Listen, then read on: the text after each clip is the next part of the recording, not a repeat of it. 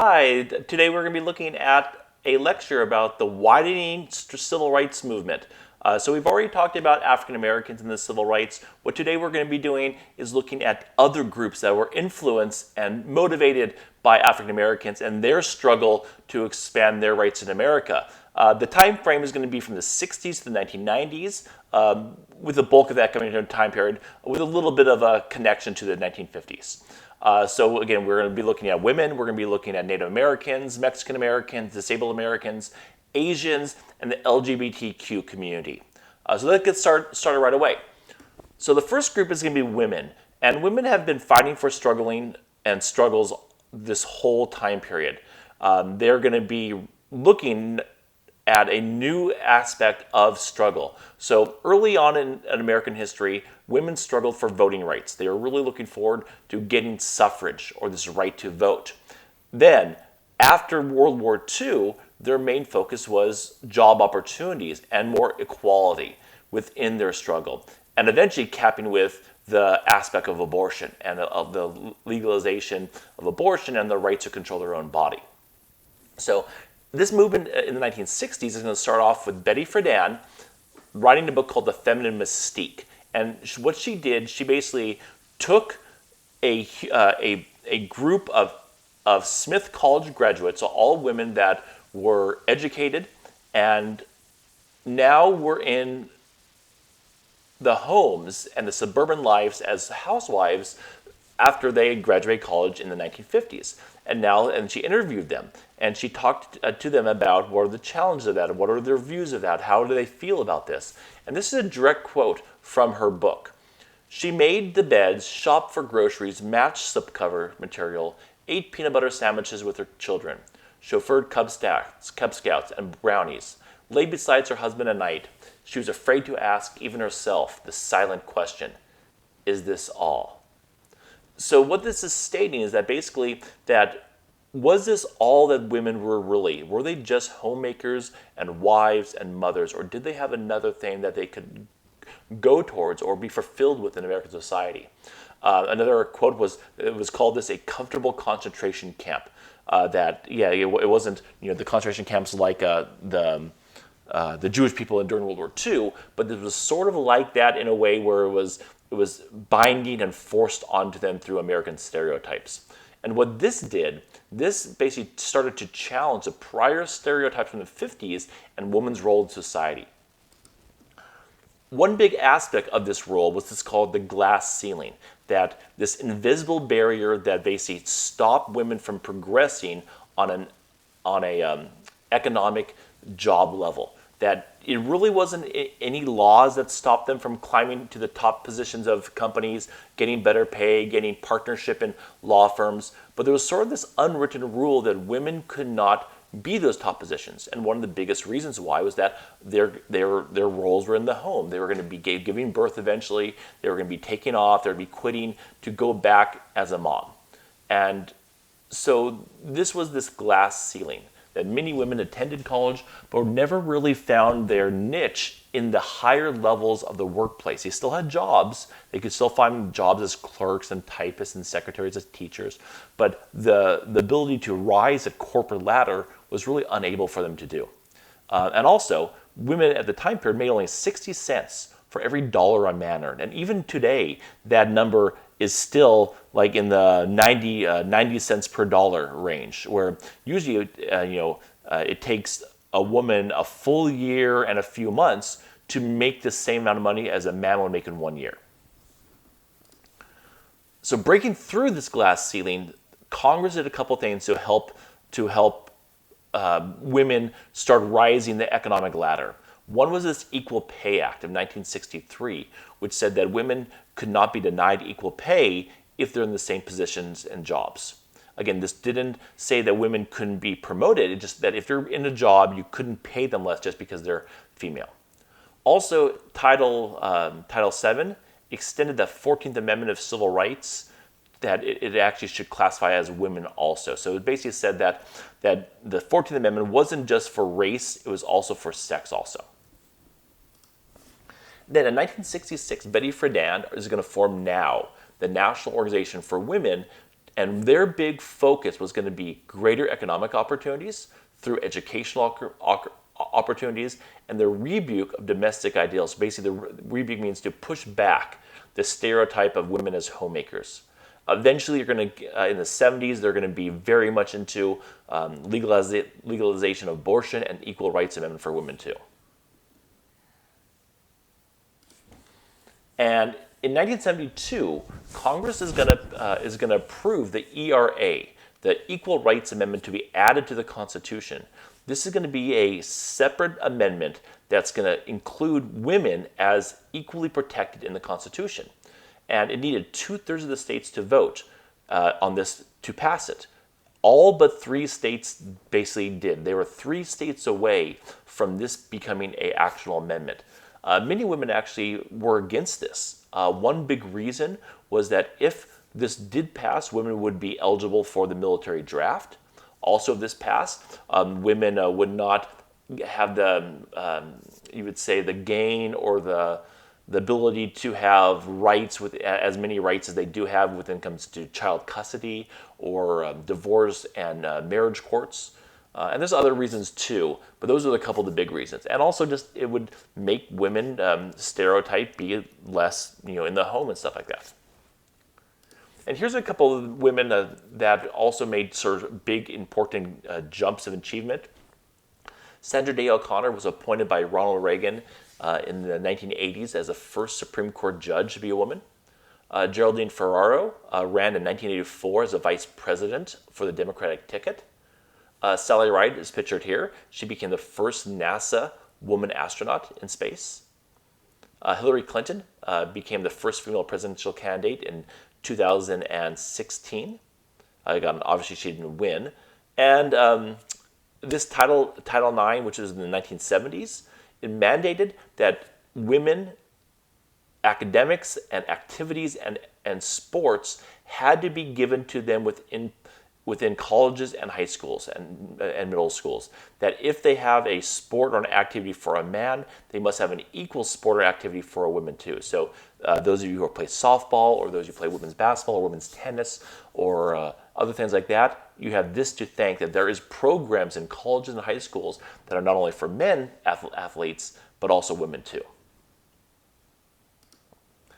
And probably the biggest controversy for women was the abortion issue. In 1973, the very debated Roe v. Wade decision happened, where the Supreme Court legalized abortion and made that a national mandate that states could not block it.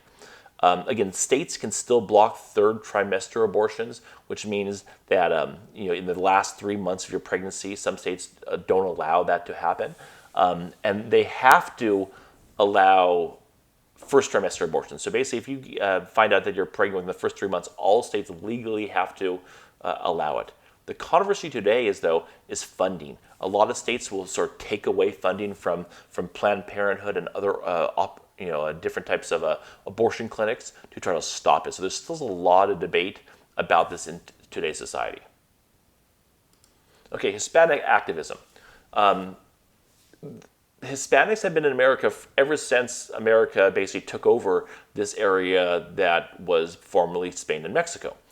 However, though, by the 1940s, we started seeing a large immigration of Mexican Americans into America.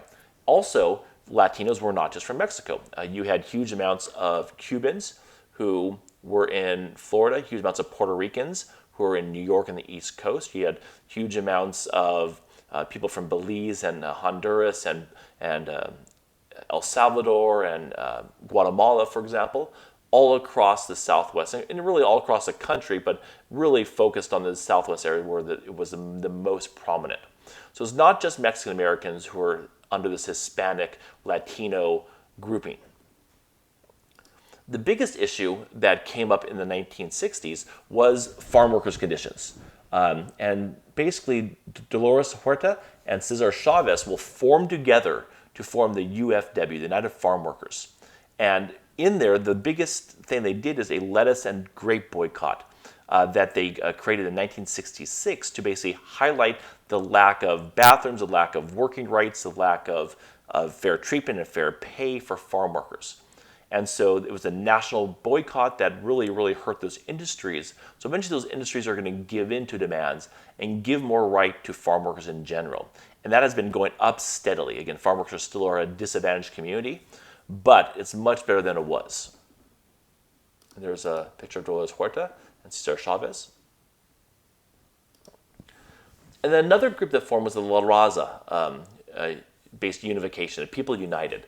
And this was a group that focused on nationalism. That was a sort of a apolitical group that was very activist-wise of basically brown power. The brown berets was a big part of this group, like being proudful of the Latino of culture and heritage. Another big thing that was happening this time period was bilingual education. And what that was that basically that education could be taught in both Spanish and English. Or again, it wouldn't have to be Spanish. It could also be Tagal or Vietnamese or Korean or Chinese, also in areas that had higher populations of other languages. But obviously for our area, it's going to be Spanish. And so this basically the Bilingual Education Act legalized instruction in languages other than English. The problem with that, though, is that there was a lot of opponents. A lot of people were very much against this, saying that if school was taught in other languages than English, those kids who are now in that educational system, the schools, would not learn English as quickly as they would under full immersion. Basically, English is the only language spoken, and that's it. Okay, third group is Native Americans. Native Americans have been here longer than any other group, including white Americans, obviously. And they were the most taken advantage and least privileged of all groups, and they still are today even. If you look at the numbers of Native Americans that are impoverished or who have alcoholism or death rates and birth rates, they're some of the worst in the country for Native American tribes in their reservation systems. And the termination policy in the 1950s forced assimilation and sort of threw back Native Americans even farther back than they were before. So many Native Americans formed the American Indian movement.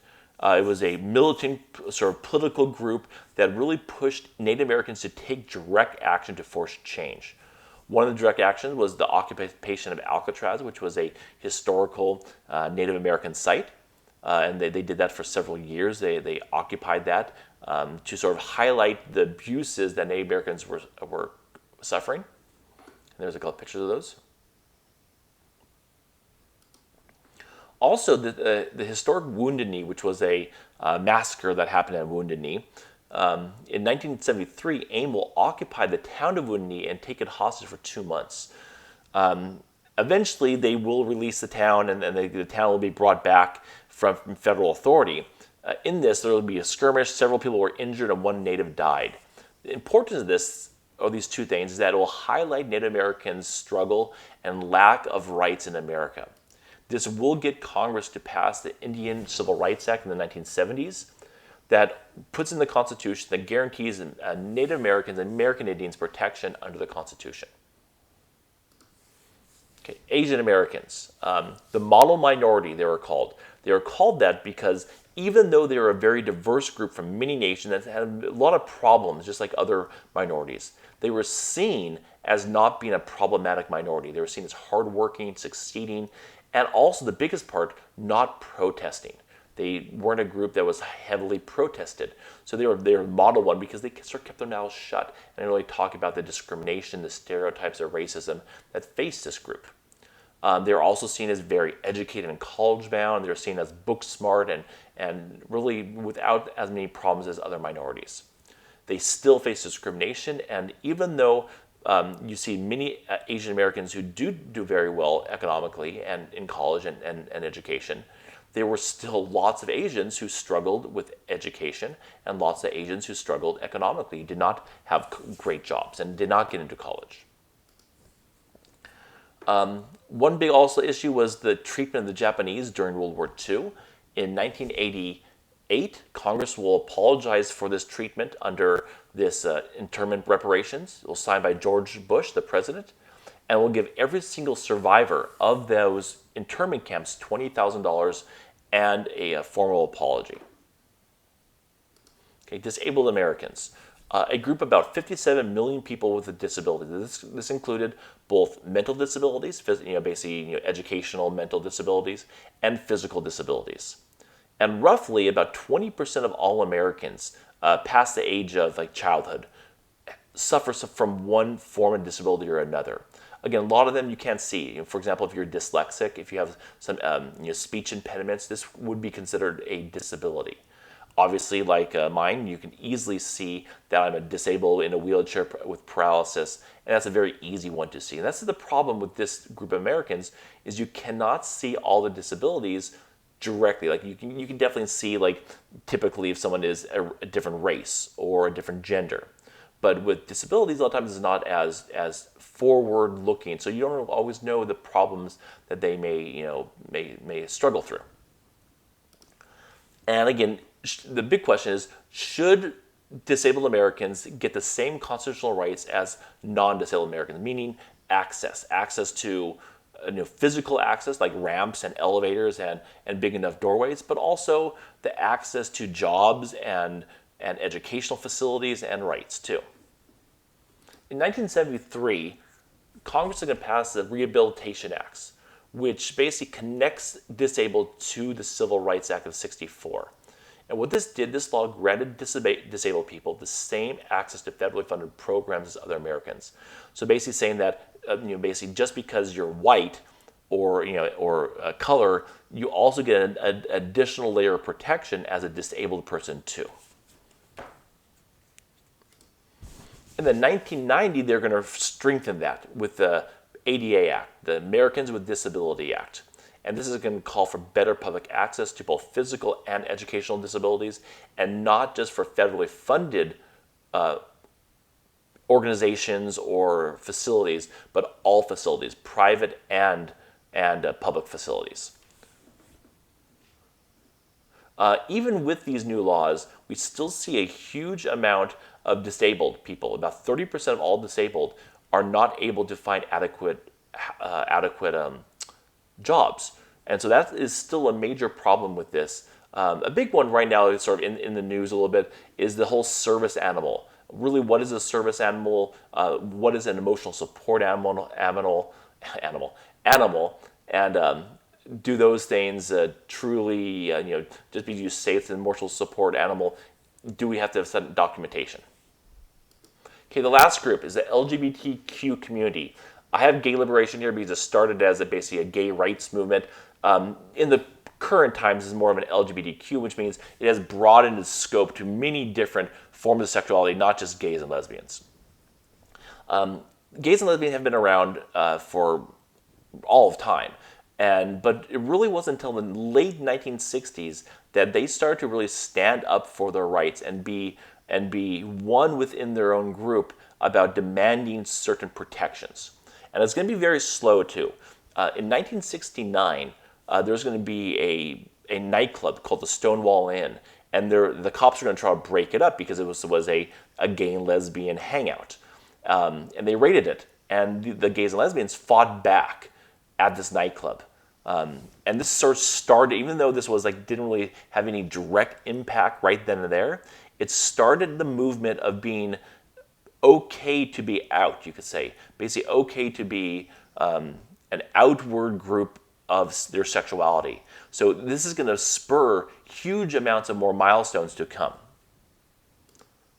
And I'm going to run through some of the milestones of here. So again, this is not all of them. Obviously, there's lots more, but these are just some of the bigger ones in the last 20 years or so.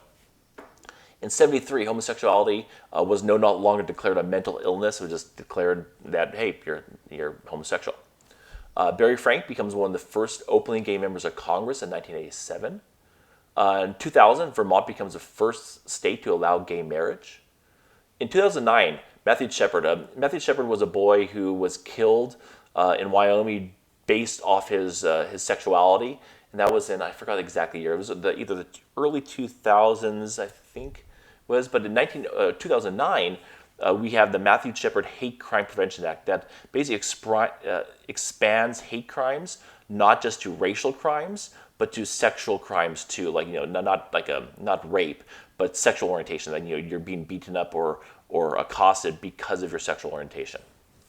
In 2011, the policy "Don't Ask, Don't Tell" will end. In the 1990s, Bill Clinton will sign a law that basically gays are allowed in the military, but they aren't allowed to openly be gay. It is the "Don't Ask, Don't Tell" law, that we don't want to hear your sexual orientation, nor are you allowed to tell us your sexual orientation. Well, in 2011, that'll be lifted, and the military will end that. So you can now legally be gay and serve in the military. And now that also serves, and that also qualifies for anyone who's transgender also. In 2015, President Obama officially acknowledges the LBGTQ community as more than just gays or lesbians. And what LGBTQ stands for is lesbian, bisexual, gay, transgender, questioning, and there's a plus there I should add too, which is there's about 26, 27 different sort of commonalities of different sexual orientation. There could be more by this point. Again, it does sort of expand a little bit. But again, lesbian, bisexual, gay, transgender, and questioning. And again, I should put a plus there. I'll actually do that right now because there is more than just those 5. Let me just do a plus, the equal sign, plus, and I'll do that up here too. Plus, there we go. And this is a big one. 2015, the Supreme Court, Obergefell versus Hodges, declared same-sex legal in all states. So this was a really landmark one that was a huge triumph for gay Americans. In 2015, again, American will allow transgender to serve openly in the military. In 2015, the Equality Act allows LGBTQ Americans basic legal protections, sort of like that American Disabilities Act. In 2016, Stonewall Inn, where those riots happened, became a national monument. 2018, and this was a couple years ago, and you guys were freshmen at this point, over 150 openly LGBTQ politicians elected into office. So that was huge. We had just a plethora of openly gay LGBTQ members of society openly into office. Even one transgender lady became I think it was a mayor of, I forgot which city, I would have to look it up at what city, but again, a mayor of a city as an openly transgender lady. And 2020, and this just happened a couple months ago, Pete Buttigieg became the first openly gay person to run for president. Obviously, he dropped out just about a month and a half ago. But he's still a young person. I think he's 37 years old, and there he is right there. And he's somebody who probably will run again, or definitely be into politics again. He was the mayor of South Bend, Indiana, and as an openly gay mayor at that point. Okay, that's the lecture for today. There is a quiz that is in Google Forms to go along with this lecture. There's 10 questions that are directly from the slides, and then you have 2 short videos that you should watch. Again, I would recommend watching all these YouTube links that I have there, but there's going to be 2 of them. One of them is going to be based off of, let me find it for you, this Equal Rights Amendment, this video right here. So you're going to want to watch this, a few-minute clip, and then you write a summary of this clip. And the other one is the Stonewall Riots, which is this one right here. You're going to watch this clip, a few-minute clip, and then you'll write a little summary of the clip itself. Okay, you guys have a great day or great morning, or great evening, depending on when you watch this. And good luck with everything. We'll talk to you next time. And again, this was the lecture for Wednesday, April 15th, or Thursday, April 16th, depending on the day you watch this. Bye, all.